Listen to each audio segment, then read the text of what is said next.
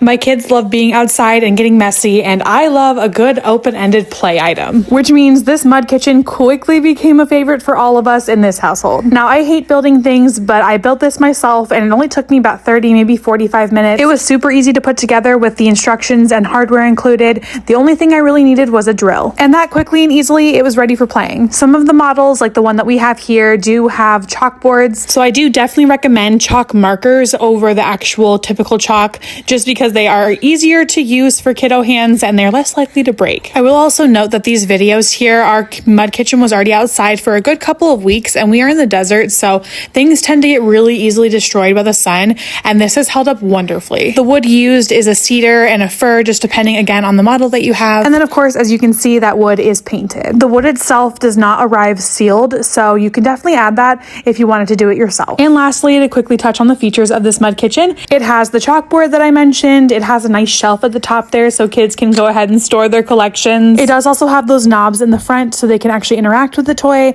and then it does click when they turn it as well. Along with that, they have a nice large sink as well as a little spout that they can control the water flow of, and that little bucket and spout actually hang on the wooden beam of the kitchen itself. And then of course, again, a couple of shelves underneath to go ahead and store their kitchen toys or mud or whatever collections they tend to think of. With there being no absolute on what has to be used with this kitchen, it's so nice that we can choose to do sensory bins, or we can do the mud play, of course, we can do water play. My kids can make little potions and things, which not only allows for tons of play with this mud kitchen, but it also encourages my kids to get outside and have fun.